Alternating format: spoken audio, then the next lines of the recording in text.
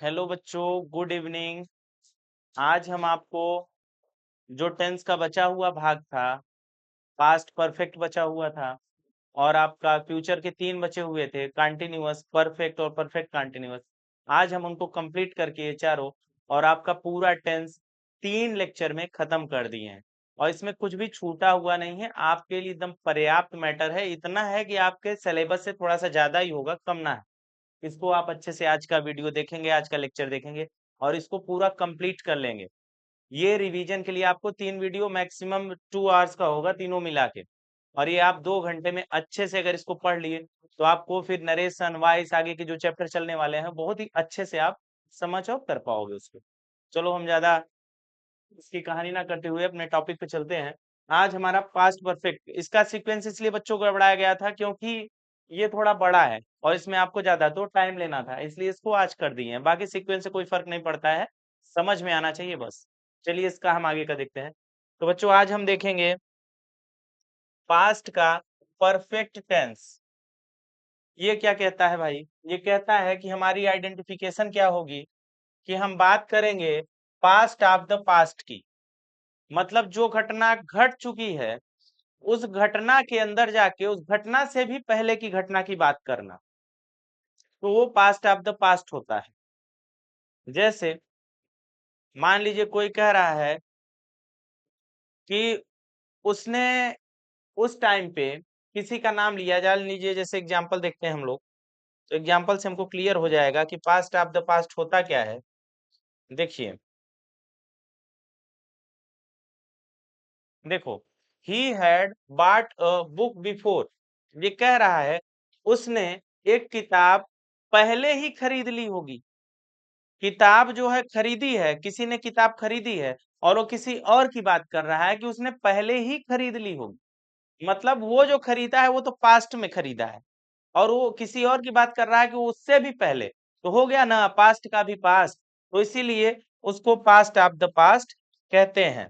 ठीक है, कि जो भी एग्जाम्पल आएगा ऐसा ही रहेगा, इसमें जो भी ट्रांसलेशन या जो भी सेंटेंस होगा वो आप यही समझना कि वो पास्ट ऑफ द पास्ट की बात करेगा, पास्ट ऑफ द पास्ट की बात करेगा।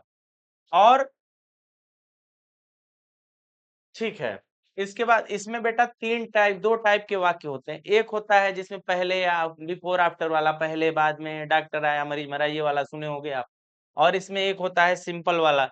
ठीक है, दो टाइप के क्लास इसमें मेनली होते हैं। ये दो टाइप के क्लास आज हम पढ़ेंगे। देखो, क्लास का मतलब क्या है? वही सेंटेंस का मतलब जो पार्ट होता है उसको क्लास कहते हैं। देखो, एक उपवाक्य वाले वाक्य जिसमें सिंगल क्लाज रहेगा बेटा, इसके बारे में देखते हैं। इसमें क्या होगा? इसमें ऐसे जो एक क्लास वाले होते हैं उसमें पहले ही या तक का प्रयोग अवश्य होगा। ऐसे क्लास में पहले ही शब्द आएगा या तक शब्द जो है उसमें यूज जरूर रहेगा। पहले ही मतलब ऑलरेडी या बिफोर, और तक का मतलब टिल या बाई।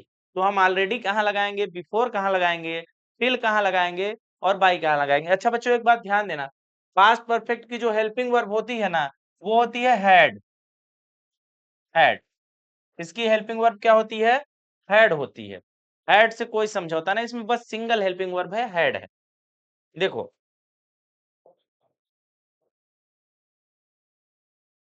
अब पहले ही का यूज हम कहाँ करते हैं? जैसे जैसे आएगा आप परेशान ना होना, आपके सारे डाउट क्लियर हो जाएंगे कि हेल्पिंग वर्ब में क्या लगेगा, ईडी जैसे जैसे एग्जांपल आएगा वो होते चला जाएगा, परेशान नहीं होना है। ठीक है, देखो यहाँ पे हम आ गए पहले ही। पहले ही, पहले ही हम दो तरीके से बना सकते हैं। एक पहले ही के लिए हम ऑलरेडी लगा सकते हैं और एक हम बिफोर लगा सकते हैं। ठीक है, क्लियर हुआ? या तो हम पहले ही के लिए ऑलरेडी लगा सकते हैं या बिफोर लगा सकते हैं। लेकिन जो ऑलरेडी होगा वो हमेशा मेन वर्ब से पहले लगेगा, मेन वर्ब से पहले लगेगा। और ये जो बिफोर होता है बच्चा, ये हमेशा वाक्य के लास्ट में, सेंटेंस के लास्ट में यूज होगा। ठीक है, बिफोर क्या होगा? सेंटेंस के लास्ट में यूज होगा। और ऑलरेडी क्या होगा? मेन वर्ब से पहले लगता है, हमेशा मेन वर्ब से पहले लगता है। और जो टिल होता है, तक होता है, तक के लिए भी हम दो चीज यूज कर सकते हैं, टिल या बाई। दोनों में से कोई भी लगा देंगे, कोई प्रॉब्लम नहीं है। या हम टिल लगाएं कहीं पे या हम बाई लगा दें, दोनों सही है। इसमें कोई हार्ड एंड फास्ट रूल नहीं है कि आपको टिल ही लगाना है। या बाई ही लगाना है, दोनों में से किसी को लगा दीजिए। लेकिन इसका हार्ड एंड फास्ट रूल होता है, ये ऑलरेडी जो होता है ना, ये निगेटिव के साथ नहीं आता है कभी भी, और हमेशा मेन वर्ब से पहले आता है। इसका मतलब है कि आप जो है अफर्मेटिव में और इंट्रोगेटिव में तो इसे लगा सकते हैं, लेकिन निगेटिव में नहीं लगेगा। लेकिन ये जो बिफोर होता है ना, ये कहता है भैया हम तो फ्री हैं, हमको कहीं पे लगा दो, अफर्मेटिव में लगा दो, निगेटिव में लगा दो, इंट्रोगेटिव में लगा दो, इंट्रोगेटिव निगेटिव में लगा दो, मुझको कोई प्रॉब्लम नहीं है। ये कहना है बिफोर का। चलिए हम आगे बढ़ते हैं यहाँ से। टिल का हमने समझ लिया, बिफोर कहाँ लगेगा, सभी में लग जाता है, ऑलरेडी मेन वर्ब से पहले लगता है, बिफोर वाक्य के लास्ट में लगता है। आगे आते हैं हम लोग थोड़ा सा। देखो यहाँ पे लिखा भी हुआ है, हमने आपके लिए लिख दिया है जिससे आप कभी गलती ना करें इसमें, कि जो ऑलरेडी होता है बच्चा, इसका प्रयोग निगेटिव सेंटेंस में नहीं होता है। ऑलरेडी का प्रयोग भूल कर भी आप निगेटिव सेंटेंस के साथ नहीं करेंगे। ठीक है, देखिए एग्जाम्पल देखते हैं हम लोग। उसने पहले ही एक पुस्तक खरीद ली थी। हमने कहा है ना कि इसमें ये सिंगल क्लॉज वाला जो होता है, इसमें पास्ट परफेक्ट में इसमें पहले ही जरूर होता है, पहले ही अवश्य आएगा लिखा हुआ। तो ये देखो, ये लिखा है उसने पहले ही एक पुस्तक खरीद ली थी, तो इसका हम ट्रांसलेशन बनाते हैं। ट्रांसलेशन है सब्जेक्ट उसने ही लगा दिया, ये हमारा सब्जेक्ट है। फिर हमने इसमें हेल्पिंग वर्ब हैड लगा दिया, जो सबके लिए कॉमन है हेल्पिंग वर्ब। उसके बाद हमने इसमें यहाँ पे बाट लगा दिया, वर्ब की थर्ड फॉर्म लगाई है, हमने वर्ब की थर्ड फॉर्म लगा दी है। क्योंकि हैड के साथ में हमेशा बच्चा याद रखना, कहीं भी कोई सा भी टेंस हो क्या हो, हैड के साथ में वर्ब की थर्ड फॉर्म लगती है।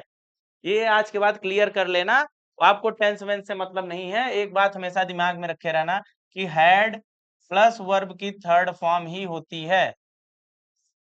ठीक है, और ये इसके भाई हैं, इनका भी यही कहना है। इनके भाई हैं, इनका भी यही कहना है। इसके दो भाई हैं ना, एक हैज है, एक हैव है, और ये तीसरा भाई है हैड। इन तीनों का ये कहना है कि हम तो वर्ब की थर्ड फॉर्म ही लेंगे, इसके अलावा हमको कुछ नहीं लेना। ठीक है, तो यहाँ पे अगर हैड आ गया बच्चा, तो यहाँ पे वर्ब की थर्ड फॉर्म आ जाएगी। ठीक है, ये हमारा हो गया सब्जेक्ट, ये हमारा हो गया हेल्पिंग वर्ब, ये हमारा हो गया वर्ब की थर्ड फॉर्म, ये हो गया हमारा ऑब्जेक्ट।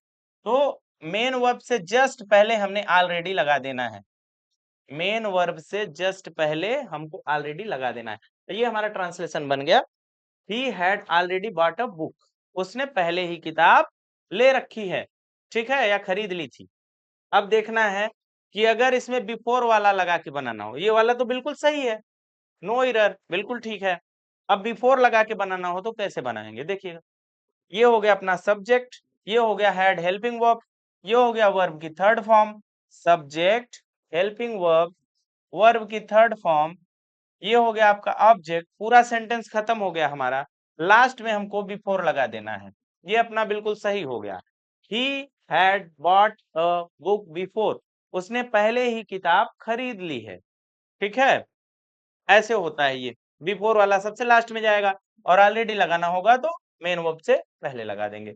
तीसरा देखते हैं, जैसे इसमें निगेटिव लगाना हो तो नॉट का प्रयोग कहाँ करेंगे, ये बात भी तो आती है। मान लीजिए आपको निगेटिव बनाना है इसमें, तो आपको नॉट का भी तो यूज आना चाहिए। नॉट कहाँ लगा दें, क्योंकि इसमें हैड भी है, और नॉट कहाँ लगाना है तो ये कंफ्यूजन हो जाता है, ऑलरेडी भी लगा रहता है। लगा है तो देखिए, हमने यहाँ लगाया सब्जेक्ट, यहाँ हमने रखा हेल्पिंग वर्ब को, फिर हमने लगाया ये वर्ब की थर्ड फॉर्म, फिर हमने ये लगाया ऑब्जेक्ट। ठीक है, फिर हमने ये बना लास्ट में लिख दिया बिफोर, और ये देखे ये हमारा वर्ब है, वर्ब के जस्ट पहले हमने नॉट लगा दिया। ठीक है, वर्ब के जस्ट पहले हमने नॉट का प्रयोग कर दिया। यहाँ देखिए, जैसे क्वेश्चन मार्क वाला आ जाता है, क्या वाला प्रश्न आ जाता है, तो वहां पे हमने हेल्पिंग वर्ब पहले लगा देनी है। हेल्पिंग वर्ब,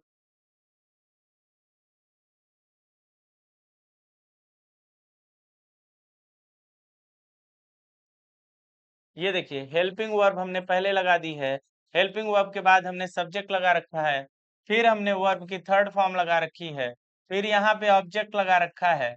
वर्ब की थर्ड फॉर्म से जस्ट मेन वर्ब से पहले हमने यहाँ पे ऑलरेडी लगा रखा है। ये हमारा बन गया ट्रांसलेशन, ये देखिए जैसे यहाँ पे हमने फिर से ये उठा लिया है बिफोर वाला, ये बिफोर वाले में ये मैंने हेल्पिंग वर्ब लगा दी, यहाँ पे सब्जेक्ट लगा दिया, यहाँ पे वर्ब की थर्ड फॉर्म लगा दी, ये अपना ऑब्जेक्ट हो गया और बिफोर चला गया सबसे लास्ट में। ठीक है, ये देखिए ये एक और ले लिया है नाट लगा के, क्योंकि नाट लगा के मान लीजिए हेल्पिंग वर्ब लगाना है तो आप कंफ्यूज होंगे, तो उसमें हमने कर दिया है। देखिए ये अपना हेल्पिंग वर्ब हो गया, पहले आ गया, ये अपना सब्जेक्ट आता है उसके बाद में ये आपकी मेन वर्ब है, वर्ब की थर्ड फॉर्म मेन वर्ब है, इसके जस्ट पहले यहाँ पे हमने नॉट का यूज कर लिया, ये हमारा ऑब्जेक्ट हो गया और बिफोर को हमने सबसे लास्ट ले दिया। यहाँ पे ऑलरेडी क्यों नहीं लगाया गया, क्योंकि यहाँ पे नॉट आ गया था और हमने सीखा है कि ऑलरेडी जो है उसका यही कहना है कि हमारी नाट से बहुत बड़ी दुश्मनी है, हम नाट के साथ में कभी भी ना जाएंगे। ठीक है, ऑलरेडी का क्या कहना है कि हमारी नाट के साथ में बहुत बड़ी दुश्मनी है, हम नाट के साथ में नहीं रहना चाहते। लेकिन बिफोर कहता है भैया हम तो रह लेंगे, हमारी तो सबसे प्रेम है, सबसे मित्रता है, हम नाट के साथ भी रह लेंगे और जो बिना नाट वाले हैं उनके साथ भी रह लेंगे। ठीक है, देखिए आगे बढ़ते हैं इसमें थोड़ा सा। ये बेटा हम सिंगल क्लास पढ़ रहे हैं, अभी हम डबल क्लास वाले में भी आएंगे। देखिए इसमें जो क्वेश्चन वर्ड बीच में आ जाए तो उसमें क्या करना है, उसका भी हमने आपको एक एक ट्रांसलेशन सिखा दिया है। यहाँ देखिए जैसे क्वेश्चन वर्ड आ गया तो यहाँ पे हमने क्वेश्चन वर्ड पहले लिख दिया, फिर हमने हेल्पिंग वर्ब लिख ली, फिर हमने अपना सब्जेक्ट रख लिया, फिर हम अपने वर्ब पे आ गए, वर्ब की थर्ड फॉर्म यूज कर ली, फिर हम यहाँ पे ऑब्जेक्ट आ गए और लास्ट में बेटा क्वेश्चन मार्क तो वेरी इंपॉर्टेंट। ठीक है, क्वेश्चन मार्क लगा दिया, ये हमारी मेन वर्ब है, मेन वर्ब से जस्ट पहले हमने ऑलरेडी का यूज कर लिया। ठीक है, ऑलरेडी के साथ नाट आएगा नहीं तो आपको सोचना नहीं है कि नाट कहाँ लगेगा। ठीक, अब देखिए दूसरे वाले में देखिए, यहाँ पे हमने क्वेश्चन वर्ड ले लिया, यहाँ पे हमने हेल्पिंग वर्ब ले लिया, यहाँ पे हमने सब्जेक्ट ले लिया, यहाँ पे हमारा जो है ये वर्ब हो गया, वर्ब की थर्ड फॉर्म हो गई, फिर ये हमारा ऑब्जेक्ट हो गया और सबसे लास्ट में बिफोर चिपका देंगे। ठीक है, बिफोर वाले में तो टेंशन ही नहीं है, उसको सबसे लास्ट में चिपकाना है। ऑलरेडी वाले में भी टेंशन नहीं है, हमेशा मेन वर्ब से पहले जस्ट पहले ऑलरेडी लगा देना है आपको। देखिए ये एक और हमने बना दिया है नॉट लगा के बिफोर के साथ, नॉट के साथ ऑलरेडी आएगा नहीं, तो ये देखिए क्वेश्चन वर्ड के बाद ये आपका हेल्पिंग वर्ब के बाद ये सब्जेक्ट आ गया, सब्जेक्ट के बाद ये हमने गॉट लगा दिया वर्ब की थर्ड फॉर्म, ये हमने ऑब्जेक्ट लगा रखा है, बिफोर सबसे लास्ट में लगा दिए हैं और ये बाट से जस्ट पहले हमने नॉट का प्रयोग कर दिया है, वर्ब से जस्ट पहले।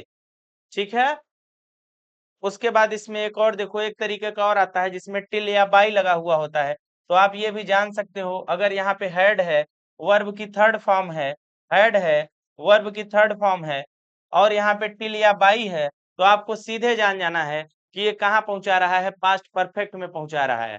अगर हेड है, वर्ब की थर्ड फॉर्म है और वहां पे हमको ऑलरेडी या बिफोर मिल रहा है, तो हमको समझ जाना चाहिए कि हमको पास्ट परफेक्ट में पहुंचा रहा है।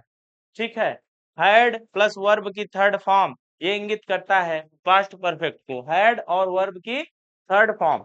देखिए एक ट्रांसलेशन हम और समझते हैं, जैसे यहाँ लिखा है रेखा 10 बजे तक खाना बना चुकी थी, रेखा नाम की कोई लड़की थी, वो 10 बजे तक खाना बना चुकी थी। तो इसको देखो, इसमें चुका था चुकी थी ऐसे शब्द तो आते ही हैं, जैसे प्रेजेंट परफेक्ट वाले में आते थे चुका है चुकी है, पास्ट के फ्यूचर के परफेक्ट में आएंगे चुकेगा चुकेगी, ऐसे इसमें चुका था चुकी थी ऐसे शब्द आ जाते हैं। ठीक है, लिया दिया ऐसे करके वर्ड आते हैं। देखिए हमारी पहचान क्या है, हमने इसको करना शुरू किया, सबसे पहले हमने लगाया सब्जेक्ट, सब्जेक्ट है अपनी रेखा, फिर हमने लगाया हेल्पिंग वर्ब जो कि हेड होता है टेंस का, उसके बाद हमने वर्ब की थर्ड फॉर्म प्रिपेयर्ड लगा दिया, फिर हमने फूड ऑब्जेक्ट लगा दिया और जो टिल या बाई होता है वो सबसे लास्ट में लिख देते हैं, टिल 10 o'clock 10 बजे तक, बाई बाई वाला लगा के एक बना लो। देखो रेखा subject, had helping verb, prepared verb की थर्ड फॉर्म, फूड हो गया अपना ऑब्जेक्ट, बाई 10 o'clock। ठीक है, हम लोग ऐसे बोलते हैं ना, टिल टिल 10 o'clock 10 बजे तक, टिल 9 o'clock 9 बजे तक, बाई 10 o'clock 10 बजे तक, बाई 8 o'clock 8 बजे तक। ठीक है, इसको ऐसे लगाते हैं। अब बेटा ये सिंगल क्लास वाला खत्म हो गया, अब हम आएंगे डबल क्लास पे, अब हमको पढ़ना है डबल क्लास वाला। आज टेंस को खत्म करके जाना है, ठीक है, आज टेंस का एंड हो जाएगा। देखो ये 2 क्लास वाले मतलब जिसमें डबल हो उसके लिए हम पढ़ने वाले हैं। इसमें देखो 2 टाइप से आता है। एक आता है जिसमें बिफोर लगता है, एक आता है जिसमें आफ्टर लगता है। इन दोनों का रूल अलग होता है। बिफोर का रूल अलग लगता है, आफ्टर का रूल अलग लगता है। लेकिन कुछ नहीं है, इसको 2-4 ठो प्रैक्टिस में ले आ लोगे, बड़ा ही ईज़ी हो जाएगा, बहुत ही सिंपल चीज़ है। देखो, जैसे बिफोर जहाँ लगता है, बिफोर लगता है पूर्व या पहले के लिए, ठीक है? इसको हम कैसे करते हैं देखिए, इसमें जो पहला क्लाज होता है, पहला क्लाज, पहला वाला क्लाज बिफोर से पहले वाला, उसमें पास्ट परफेक्ट लगाते हैं, ठीक है? फिर हम बिफोर का यूज करते हैं। उसके बाद जो इसमें दूसरा क्लाज होगा, दूसरा क्लाज हम पास्ट इंडेफिनिट में बनाते हैं। पहला क्लास पास्ट परफेक्ट में बिफोर लगा देंगे, दूसरा क्लास पास्ट इंडेफिनिट में, पहला क्लास पास्ट परफेक्ट में before past indefinite, past perfect before past indefinite, ये दिमाग में रहना चाहिए। Past perfect before past indefinite, ये जिसमें बाद या पश्चात आ जाता है इसमें क्या कहते हैं? पहला class past indefinite after past perfect, past indefinite after past perfect. ये देखो ऐसा ना हो गया है इसको ऊपर कर दिया इसको नीचे कर दिया है, वही हुआ है। आफ्टर लगा के ऐसे पलट देते हैं। बिफोर रहेगा past perfect before past indefinite, बाद रहेगा past indefinite after past perfect. इसको कम से कम 5 ट्रांसलेशन इसका आपको मन में बनाना है, अपने आप आने लगेगा। आप लोग 12th में हो, बड़ी क्लास में हो, तो आपको ये लेकर पेन कॉपी बैठने की बहुत ज्यादा जरूरत नहीं है। बहुत ही इजी सा है। इसमें करना क्या है, पास्ट परफेक्ट आपने पढ़ लिया, बिफोर आपने देख ही लिया है, बिफोर होता है बीच में लगाना होता है, अगर पहले या बाद आ जाए तो आफ्टर लगाना होता है। देखिए इसमें नोट क्या है, एक नोट लिखा हुआ है। नोट ये कह रहा है कि जो निगेटिव होता है और जो इंट्रोगेटिव होता है, जो 2 क्लास वाले आते हैं उसकी बात मैं कर रहा हूँ। जो निगेटिव होता है और जो इंट्रोगेटिव होता है, उसमें केवल पहले क्लास का ही बनता है। निगेटिव और इंट्रोगेटिव केवल फर्स्ट क्लास का बनेगा, सेकंड क्लास से इसके मतलब नहीं रहता है। पास्ट परफेक्ट में जो डबल क्लास वाले आते हैं, उसमें जो निगेटिव और इंट्रोगेटिव बनाना है आपको, पहले क्लास का बनेगा, दूसरे क्लास से कोई मतलब नहीं होता है। चलिए हम लोग इसका एग्जाम्पल समझेंगे तो ज्यादा क्लियर हो पाएगा बात कि कहना क्या चाह रहा है। चलिए यहाँ से हम एग्जाम्पल समझते हैं। देखो ये है कि डॉक्टर आने से पहले मरीज मर चुका था, वही वाला हम ले लिए जो बहुत पॉपुलर एग्जाम्पल है। ये बहुत लोग पूछते रहते हैं ना हमेशा कि यही वाला एग्जाम्पल देते हैं, तो ये वाला एग्जाम्पल आप बना लो। देखो इसमें द पेशेंट, मरीज पहले मर चुका था। पहले क्या हुआ था? पहले डॉक्टर आया था कि मरीज आया था? जब डॉक्टर के आने से पहले मरीज मर चुका था, इसका मतलब डॉक्टर आने से पहले डॉक्टर पास्ट में आया था, उसके भी पहले मरीज मर चुका, मतलब वो पास्ट ऑफ द पास्ट है, तो पास्ट परफेक्ट है। ठीक है, तो पहले काम क्या हुआ था? पहले मरीज मरा था, तो पहले मरीज मरा था, तो पहला वाला क्लास जो पहले मरता है उसका हम पहले करते हैं, पहले होता है, जो पहले काम होता है मरता नहीं है, जो पहले काम होता है। बच्चों देखो, जो द पेशेंट हैड डाइड, ठीक है, ये देखो द पेशेंट, ये हमारा सब्जेक्ट है, ये हमारा हेल्पिंग वर्ब है, ये हमारा वर्ब की थर्ड फॉर्म है। इसके बाद ये हमारा क्या बन गया? सब्जेक्ट हैड प्लस वर्ब की थर्ड फॉर्म, ये हमारा बनाता है पास्ट परफेक्ट। फिर हमने यहाँ पे बिफोर लगा दिया है। बिफोर लगाने के बाद हमने यहाँ पे सब्जेक्ट रखा है जो कि दूसरा सब्जेक्ट है अपना डॉक्टर, और उसके बाद कम केम, कम होता है बेटा, ये वर्ब की सेकेंड फॉर्म होती है। हमको पता है सब्जेक्ट प्लस वर्ब की second form equal to past indefinite, ये पता है ना हमको, हमने कल पढ़ा था। सब्जेक्ट प्लस वर्ब की second form is equal to past indefinite. तो पहला हमने बनाया पास्ट परफेक्ट में, बिफोर लगाया पास्ट इंडेफिनिट। जब भी आपको देगा आप आसानी से पकड़ लोगे 4-5 ट्रांसलेशन करने के बाद में। इसमें कुछ नहीं होता है, जो काम पास्ट ऑफ द पास्ट में हुआ है, पास्ट के भी पास्ट में हुआ हो उसको पहले बनाते हैं परफेक्ट में, फिर जो काम पास्ट में हुआ हो उसको पास्ट इंडिफिनिट बनाते हैं। सिंपल सोचो ना कि जो काम पास्ट में हुआ है, ठीक है, कोई राजा था, कोई राजा था, तो ये पास्ट की बात हो गई, ठीक है। कोई राजा था, उसके पहले एक और राजा था, तो ये पास्ट ऑफ द पास्ट हो गया, और पुरानी बात हो गई, तो उसको हम परफेक्ट में बना देंगे, ठीक है, और जो पास्ट में रहेगा उसे पास्ट इंडेफिनिट में बना देंगे। वेरी क्लीन, वेरी इजी है, इसमें करना क्या है। और दूसरा रूल हमने ये पढ़ा है कि जो निगेटिव और इंट्रोगेटिव होता है, वो पहले फर्स्ट क्लास का ही बनता है। अब उससे मतलब नहीं है कि पास्ट परफेक्ट आ गया, इंडेफिनिट आ गया, क्या आ गया, उससे मतलब नहीं है, पहले ही क्लास का बनेगा। देखो यहाँ पे हमने बनाया है द पेशेंट, ये हो गया अपना सब्जेक्ट, हैड हो गया, डाइड हो गया वर्ब की थर्ड फॉर्म, हैड हो गया इसका हेल्पिंग वर्ब। उसके बाद हमने देखो यहाँ पे निगेटिव लगाना है पहले क्लास में, तो हमने मेन वर्ब से पहले निगेटिव नॉट का प्रयोग कर दिया है। ठीक है, बिफोर द डॉक्टर, डॉक्टर क्या है, सब्जेक्ट है, केम क्या है, वर्ब की सेकंड फॉर्म है जो कि पास्ट इंडेफिनिट में बनता है। यहाँ पे हमको निगेटिव बनाना है, तो ये जो पहला क्लास है बिफोर के पहले वाला जो है ये पूरा पहला क्लास है, इसी का हमने निगेटिव बनाया है। हमने निगेटिव यहाँ कहीं नहीं डाला है, हमने निगेटिव कहाँ डाला है, बिफोर के पहले वाले क्लास में। ठीक है, इसी यही रूल हमने पढ़ा था कि बिफोर के पहले जो क्लास आएगा उसी का हमको निगेटिव या इंट्रोगेटिव बनाना है। ऐसे आफ्टर वाले में भी होगा। ठीक है, इस सेम रूल चलेगा, और यही सेम रूल बच्चा फ्यूचर परफेक्ट में भी चलता है। देखो यहां से आ जाते हैं हम लोग आगे। वाई, ये क्वेश्चन वर्ड वाला बना रहे हैं, जिसमें सबको सम्मिलित कर दिए हैं, not question word, interrogative negative दोनों हम मिला दिए हैं, जिससे आपको एक में ही क्लियर हो जाए। जैसे क्वेश्चन वर्ड हमने लिख दिया, फिर हमने हेल्पिंग वर्ब हैड का यूज किया, फिर हमने सब्जेक्ट का यूज किया है, फिर हमने यहाँ की वर्ब की थर्ड फॉर्म यूज किया है, वर्ब के थर्ड फॉर्म के पहले हमने नॉट लगा दिया है, फिर ये बिफोर हो गया, बिफोर के बाद सेकेंड क्लास में कोई छेड़खानी नहीं, द डॉक्टर केम। ठीक है, निगेटिव या इंट्रोगेटिव बनाना है, तो हमने देखिए कैसे बनाया है, वाई को क्वेश्चन वर्ड, फिर हमने हैड हेल्पिंग वर्ब ले रखी है, फिर सब्जेक्ट मतलब ले रखे हैं, फिर उसके बाद वर्ब का थर्ड फॉर्म डाइड है, डाई का डाइड है, फिर हमने उसके पहले नॉट लगा दिया है।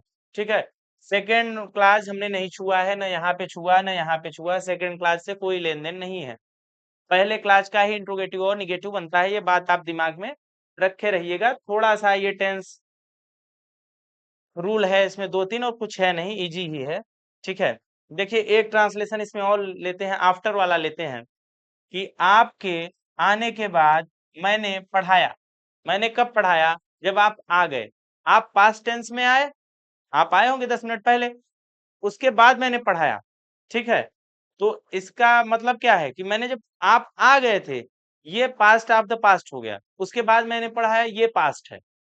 तो हमने यहाँ पे आफ्टर लगा के कर लेना है। क्यों आफ्टर लगा के कर लेना है, देखो कैसे करते हैं आफ्टर लगा के। देखो पहले काम क्या हुआ था, पहले मैंने पढ़ाया था, मैंने पहले पढ़ाया था, तो आई टॉट, ये है सब्जेक्ट, और ये है आपका वर्ब का सेकेंड फॉर्म, सब्जेक्ट वर्ब का सेकेंड फॉर्म। फिर हमने यहाँ पे आफ्टर लगाया, फिर आफ्टर लगाया, फिर हमने यहाँ पे सब्जेक्ट लिया, फिर हमने हेल्पिंग वर्ब हैड को लिया, फिर हमने वर्ब की थर्ड फॉर्म कम केम कम लिया, ये वर्ब की थर्ड फॉर्म है, कम केम कम। ठीक है, यहाँ पे भी देखिए,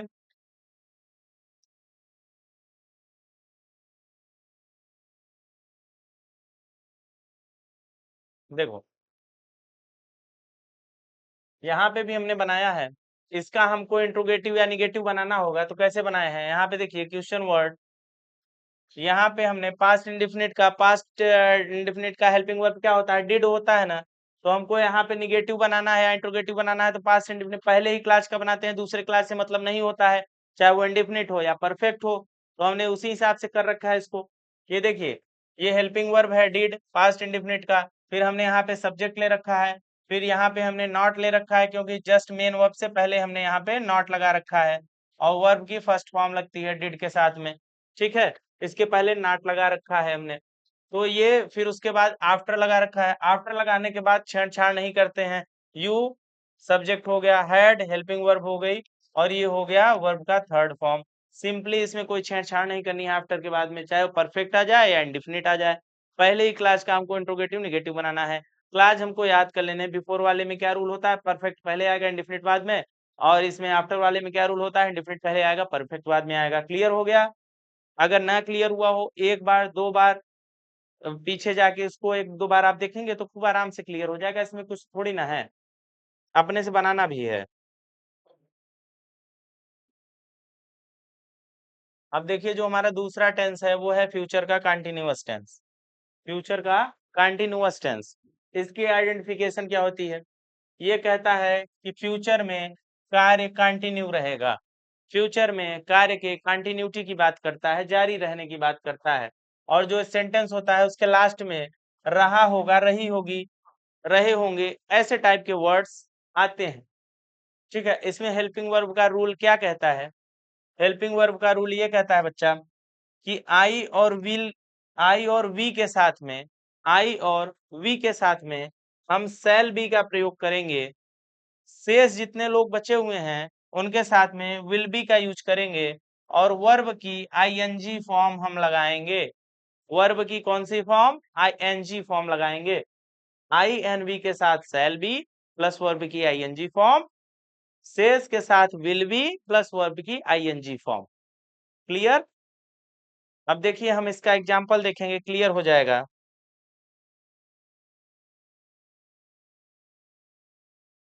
देखिए एग्जाम्पल देखते हैं। एग्जाम्पल ये है, देखिए एग्जाम्पल क्या है। सब्जेक्ट हमने लगाया दे, हमको पता है आई वी के साथ शैल बी, बाकी के साथ विल बी। हमने यहाँ ये दे है, आई वी के अलावा दे है, तो यहाँ पे हमने विल बी लगा दिया। यहाँ की वर्ब हेल्पिंग वर्ब के रूप में हमने विल बी का यूज किया और यहाँ पे हमने वर्ब की आईएनजी फॉर्म लगा दी है। इसके बाद हमारा ऑब्जेक्ट हो गया, फिर जो बचे हुए हैं वो अदर वर्ड के श्रेणी में आ जाते हैं। ठीक है, तो हमने यहाँ देख रखा है कि सब्जेक्ट, हेल्पिंग वर्ब, वर्ब की ING form, object, other word. Subject दे है, इसके साथ हमने विल भी लगाया, वर्ब की आईएनजी फॉर्म लगाई। फिर इसका क्या है, वे एक दूसरे को पत्र लिख रहे होंगे। ठीक है, कोई कल्पना कर रहा होगा। फ्यूचर क्या होता है? फ्यूचर कल्पना ही तो होता है। फ्यूचर में और कुछ थोड़ी ना होता है, ये काल्पनिक चीजें होती है। फ्यूचर फ्यूचर किसी ने देख थोड़ी ना रखा है। तो ऐसे ही इसके ट्रांसलेशन बनते हैं। देखना, इसका हमको निगेटिव बनाना है, तो पता चले किसी ने वी को आगे कर दिया, पीछे कर दिया, निगेटिव इंट्रोगेटिव बनाने में, तो उसके लिए हमने एक एक एग्जांपल ले रखा है। आप अपने से बनाइएगा तो बन जाएगा। देखो ध्यान से, ये सब्जेक्ट है, ये हमारा विल है, बी है, राइटिंग है। हमने बताया था अगर कहीं दो हो जाए, कहीं दो हो जाए, जैसे शैल बी, विल बी या shall have been, will have been, ऐसे करके आ जाए, तो जो पहला वाला होता है वही मेन होता है। ये जो पीछे वाला होता है उसको वर्ब में ले जाके सटा देते हैं, उसको मान लिया जाता है कि ये वर्ब ही है। ठीक है, मेन वर्ब है, पहला वाला ही हेल्पिंग वर्ब मेन होता है। देखिए यहाँ पे सब्जेक्ट हो गया, यहाँ पे हेल्पिंग वर्ब का हमने विल बी का केवल विल ले लिया, बी को ले जाकर मेन वर्ब के साथ सटा दिया कि तुम मेन वर्ब के ही हिस्से हो। तो यहाँ मेन वर्ब का हमको आईएनजी फॉर्म लगाना है, उसके पहले यहाँ बी को हमने यहाँ सटा दिया और इसके पहले नॉट लगा देंगे क्योंकि मेन वर्ब से पहले नॉट लगता है। ठीक है, इसको हम इसका हिस्सा मान लेंगे, इस बी को हम इसका हिस्सा मानते हैं। ठीक है, अगर एक से बड़ी वर्ड हो जाते हैं तो, एक से बड़ा हेल्पिंग वर्ब हो जाता है तो हम लोग जो बाकी का बचा हुआ रहता है उसको उसी का हिस्सा मान लेते हैं। तो उसके बाद लेटर ऑब्जेक्ट हो गया, उसके बाद का अदर वर्ड आ गया। ठीक है, कैसे बना? सब्जेक्ट विल आया, बी राइटिंग लेटर, पहले बिना नाट के बना लेंगे, they will be writing a letter to each other. ठीक है, और लास्ट में क्या करेंगे, बी को इसका भाग मान के यहाँ पे नाट बीच में लगा देंगे इसके पहले। जैसे इंट्रोगेटिव नेगेटिव एक समझ लीजिए, यहाँ पे हेल्पिंग वर्ब पहले लगता है, इंट्रोगेटिव का रूल है, हेल्पिंग वर्ब पहले लगेगा, सब्जेक्ट उसके बाद लगता है। यहाँ पे हेल्पिंग वर्ब बड़ा सा था तो एक हेल्पिंग वर्ब हमने यहाँ रख लिया, बाकी को हमने गिफ्ट दे दिया, किसको? वर्ब के। वर्ब को कह दिया कि भाई इसको ले जाओ अपने पास रख लो क्योंकि हमारे पास ज्यादा हो रहा है। वर्ब ने इसे रख लिया, वर्ब का आईएनजी फॉर्म यहाँ लगा हुआ है। इसके बाद ये ऑब्जेक्ट हो गया, फिर आगे का अदर वर्ड हो गया। अब हमने जब उसको वर्ब को दे दिया तो हमको पता है वर्ब के पहले, मेन वर्ब के पहले नाट लगाते हैं, तो हमने नाट लगा दिया है। आई होप आप लोग को समझ में आया होगा ये समझाने का तरीका हमारा, कि कैसे नाट कहाँ यूज करते हैं, विल को पहले लगाएंगे बाद में लगाएंगे, क्योंकि इसमें बच्चों को बहुत कंफ्यूजन होता है, यही मेन कंफ्यूजन होता है। तो ये आपका बहुत छोटा सा टेंस था फ्यूचर का कंटिन्यूअस। अब हम फ्यूचर के परफेक्ट टेंस की बात करेंगे। फ्यूचर का कौन सा टेंस? परफेक्ट टेंस बच्चों। देखो, इसकी आइडेंटिफिकेशन क्या होती है? इसकी आइडेंटिफिकेशन होती है चुकेगा, चुकेगी, इस टाइप के वर्ड लास्ट में आते हैं। और उसके अलावा फ्यूचर में जो काम होता है उसके कंप्लीट होने की बात होती है। काम के कब कंप्लीट होने की बात होती है? फ्यूचर में। जो आपका हेल्पिंग वर्ब का रूल क्या कहता है इस टेंस के लिए वो हम समझेंगे। पहले हेल्पिंग वर्ब का रूल हमारा कहता है आई और वी के साथ में शैल हैव का प्रयोग करेंगे। आई और वी के साथ में शैल हैव का प्रयोग करेंगे, शेष के साथ में विल हैव का प्रयोग करेंगे। और हमने एक बात आपको बता रखी है कि हैज, हैव, हैड ये तीन ठो ऐसे भाई हैं कि जहां आते हैं तो ये तीनों वर्ब के थर्ड फॉर्म की डिमांड करते हैं। किसकी डिमांड करेंगे? वर्ब के थर्ड फॉर्म की। तो यहाँ पे शैल हैव, विल हैव के साथ में वर्ब की थर्ड फॉर्म रहेगी। ठीक है, क्योंकि ये परफेक्ट है। देखो अब इसमें क्या होता है, इसमें भी पहले और बाद वाला कॉन्सेप्ट आता है। ठीक है, इसमें डबल क्लास वाला ज्यादा आता है और ये पहले बाद वाला कॉन्सेप्ट आता है। तो अगर इसमें पहले वाला रूल आ जाए तो पहला जो क्लास होता है उसे फ्यूचर परफेक्ट में बनाएंगे, फिर हम यहाँ पे बिफोर लगा देते हैं, और जो दूसरा क्लास होता है उसको हम प्रेजेंट इंडेफिनिट में बनाएंगे।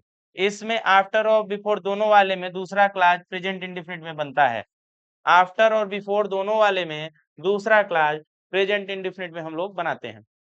पहला क्लास आफ्टर वाले में फ्यूचर इंडेफिनिट में होगा, आफ्टर प्रेजेंट इंडेफिनिट। इसमें क्या होगा, पहले वाले में फ्यूचर में पहला क्लास, फ्यूचर परफेक्ट में, फिर बिफोर, फिर प्रेजेंट इंडेफिनिट में दूसरा क्लास। बाद वाले में क्या होगा, फ्यूचर इंडेफिनिट में पहला क्लास, फिर आफ्टर, फिर उसके बाद प्रेजेंट इंडेफिनिट में दूसरा क्लास। इसमें सोचना ही नहीं है। पहले वाले में फ्यूचर परफेक्ट में, बिफोर वाले में future perfect, before present indefinite, future perfect, before present indefinite. दूसरे क्लास में क्या होगा कि future indefinite after present indefinite, future indefinite after present indefinite. ठीक है, ये इसके क्लास बनाने के तरीके हैं, ये इसके रूल हैं। और वर्ब आपको पता ही है, सेल है प्लस वर्ब की third form I N V के साथ, विल है बाकी सब के साथ प्लस वर्ब की थर्ड फॉर्म। हम इसके कुछ एग्जाम्पल समझेंगे तो हमको ज्यादा क्लियर हो पाएगा कि कहना क्या चाह रहा है। देखो बच्चों, एक हमने ले रखा है आपके लिए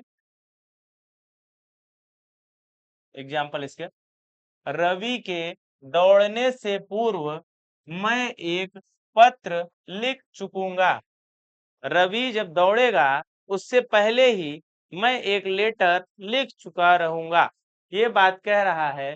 ठीक है, इसका हमको ट्रांसलेशन बनाना है। कैसे बनाएंगे, सबसे पहले हम देखेंगे कि रवि के दौड़ने से पहले मैं एक पत्र लिख चुकूंगा। तो यहाँ पे देखो चुकूंगा चुकेंगे इसके साथ में लगा हुआ है, तो जरा सी बात है कि मैं पहले ही एक पत्र लिख लूंगा। रवि जब दौड़ेगा उससे पहले ही मैं एक पत्र लिख लूंगा, तो मैं यहाँ पे एक पत्र लिख लूंगा। तो आई इसका पहले बनाएंगे, क्योंकि पूर्व से ये जो पहले के इधर लिखा रहता है उसको पहले बनाते हैं, और आफ्टर वाले में इधर वाले का। देखो आई सेल, ठीक है, आई सेल हैव जो हमारा हेल्पिंग वर्ब, आई क्या है हमारा सब्जेक्ट है, आई हमारा सब्जेक्ट है, सेल हैव क्या है हमारा हेल्पिंग वर्ब है। और हमने बता रखा है कि हेल्पिंग वर्ब जो है हैव जहां आएगा वहां वर्ब की थर्ड फॉर्म आएगी। ये हो गया ऑब्जेक्ट हमारा लेटर।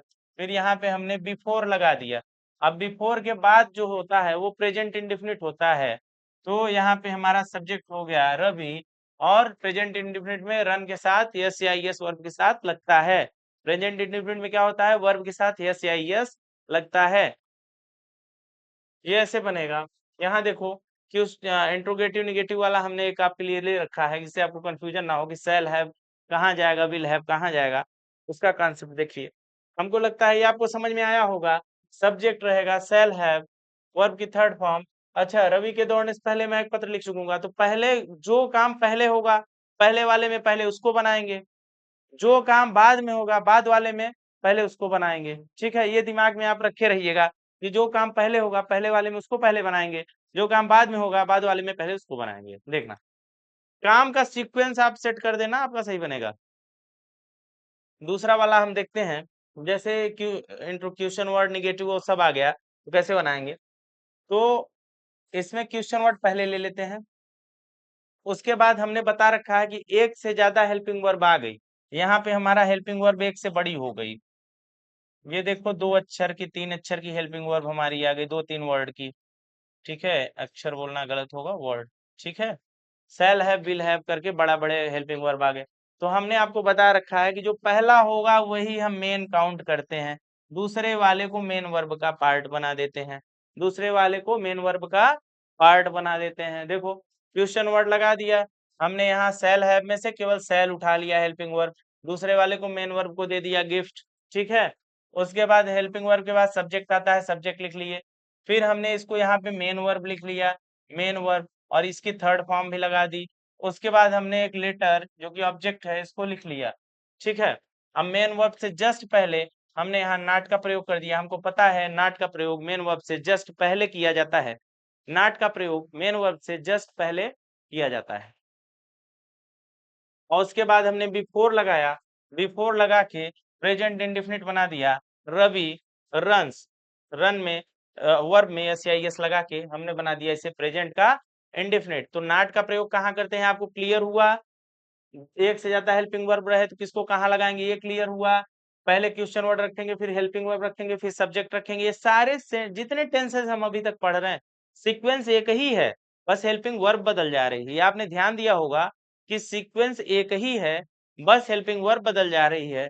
तो अगर हमको प्रेजेंट का इंडेफिनिट टेंस क्लियर हुआ होगा तो हमको सारे टेंस बनाने में बड़े ही इजीली हमसे बनते चले जाएंगे। फिर देखिए एक हमने बाद वाला ले रखा है कि बाद वाले का कैसे बनाते हैं।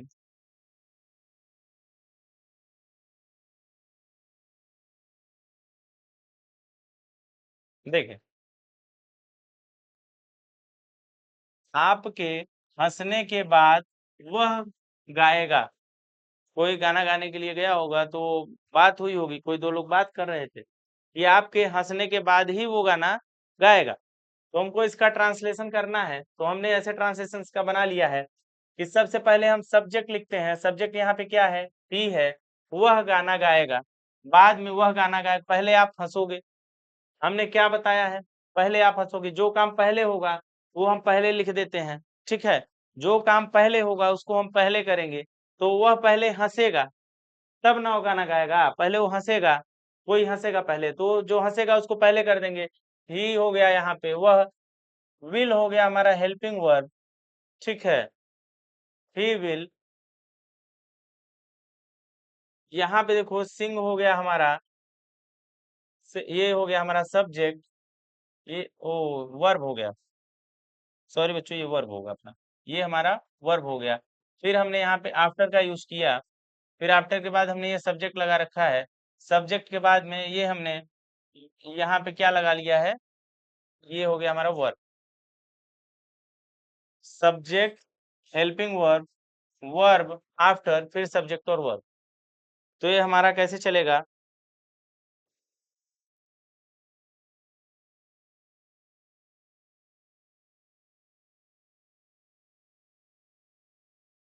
चलो बच्चों बहुत ज्यादा गर्मी है, ये पंखे काम नहीं कर रहे हैं, इतने ज्यादा यहाँ पे गर्मी आ रही है। चलो हम लोग यहाँ से कहाँ पहुंच गए थे,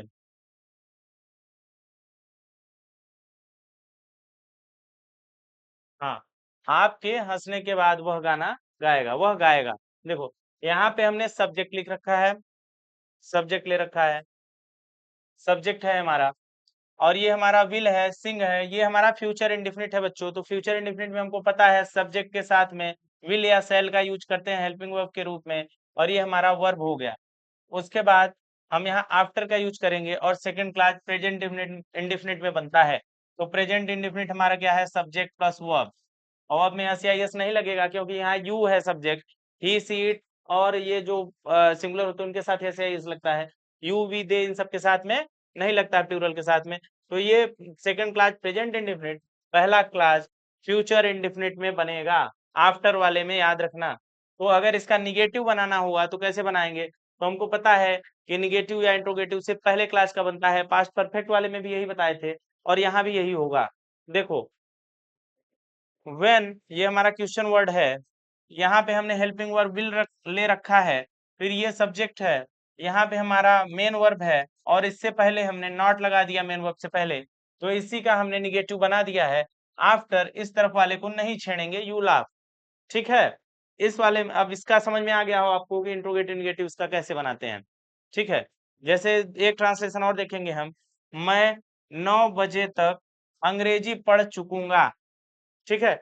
इसमें भी बच्चों टिल का यूज हो जाता है, तो आप यहाँ पे देखना टिल और बाई वाला टिल का यूज होगा। देखो, I shall have start English till 9 o'clock। यहाँ पे देखो क्या हुआ है कि ये उसमें डबल क्लास था, ये सिंगल क्लास है। सिंगल क्लास का भी बनता है, जैसे पास्ट परफेक्ट में हम लोगों ने पढ़ा था सिंगल क्लास डबल क्लास, ऐसे इसमें भी होता है सिंगल क्लास या डबल क्लास। देखिए, ये हमारा सब्जेक्ट है, ये शैल हैव, ये शैल और ये हैव, ये दोनों हमारे हेल्पिंग वर्ब हैं। और हमको पता है कि जहां भी हैव दिख गया वहां पे वर्ब की थर्ड फॉर्म वो डिमांड करेगा ही करेगा। उसके बाद ये हमारा ऑब्जेक्ट है, और ये हमारा टिल 9 o'clock ये अदर वर्ड में आ जाएगा। ठीक है। Subject, helping verb, shall have, verb की third form, object plus other word, ये हमने पहले भी रूल पढ़ रखा है। अब ये हमारा लास्ट शायद है फ्यूचर परफेक्ट कंटिन्यूअस टेंस। ये अपना लास्ट टेंस है 12th नंबर का। 11 हमने कर लिया है, ये 12th है।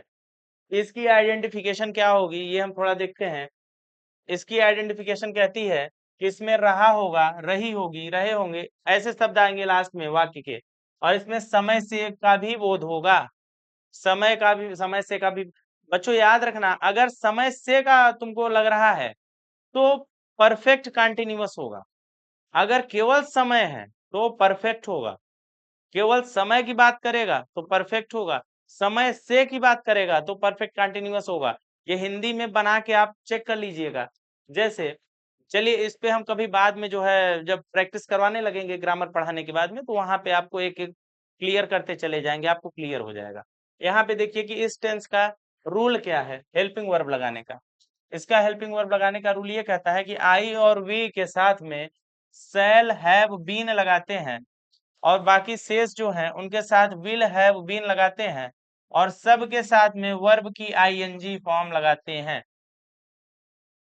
अब देखो, आप कहोगे सर जी यहाँ पे हैव आ गया तो वर्ब की आईएनजी फॉर्म कैसे, आपने बताई हैज हैव हैड जो है बहुत तेजी से डिमांड करते हैं कि हम वर्ब की थर्ड फॉर्म लगाएंगे। लेकिन ध्यान देने वाली बात ये है, ये जो हैव आ गया ना, इसको दो लोग लग गए काउंटर करने में। एक तो इस तरफ से सेल लग गया, इस तरफ से बीन लग गया। जब दो दो लोग काउंटर करेंगे, खासकर बीन, बीन बी या बीन, ये जो वर्ब होती है ना, ये वर्ब होती ही इसलिए है कि किसी को भी आईएनजी फॉर्म में कन्वर्ट कर देगी। अगर ये लगी, ये कहीं पे आया तो आईएनजी फॉर्म वो लेगा ही लेगा। देखो, इसमें क्या हमको नोट करने वाली बात क्या है कि फ्यूचर परफेक्ट कंटिन्यूअस टेंस में पॉइंट ऑफ टाइम मतलब सिंस, जो हम लोग सिंस लगाते हैं, के बदले फ्रॉम का यूज हम करते हैं। किसका यूज करते हैं? फ्रॉम का यूज होता है। यहाँ पे जैसे सिंस हम लगाते थे, सिंस जनवरी, सिंस फरवरी, सिंस 1950, सिंस मंडे, तो हम कैसे करेंगे? From January, from February, from 1950, from Monday, from Tuesday, ऐसे बोलेंगे इसको। ठीक है, किसमें? फ्यूचर परफेक्ट कंटिन्यूअस टेंस में।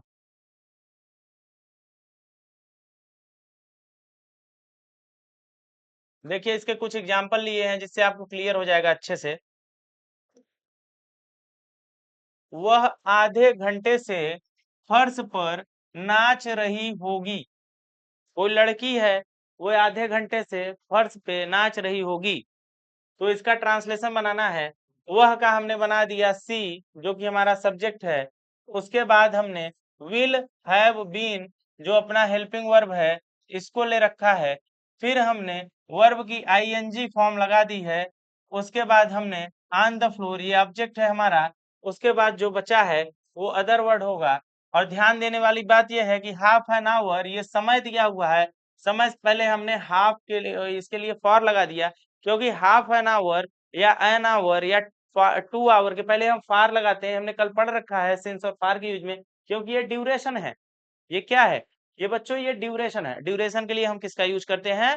फार का यूज करते हैं। ड्यूरेशन मतलब पीरियड ऑफ टाइम के लिए फार का यूज करते हैं। देखिए, ये सोमवार से, ये एग्जैक्ट टाइम है, ये हमारा एग्जैक्ट टाइम है, पॉइंट ऑफ टाइम है। तो हम क्या करेंगे यहाँ पे? यहाँ पे हम फ्रॉम का यूज करेंगे। यहाँ पे यूज तो हम सिंस करते हैं, लेकिन ये बात हो रही है फ्यूचर परफेक्ट कंटिन्यूअस टेंस की। तो यहाँ पे हम देखेंगे कि अगर विल हैव बीन है, वो आईएनजी है, तो हम वहां पे फ्रॉम लगा देंगे पॉइंट ऑफ टाइम के लिए। ठीक है, ये वाला ट्रांसलेशन करके देखिए। वह सोमवार से स्कूल जा रहा होगा।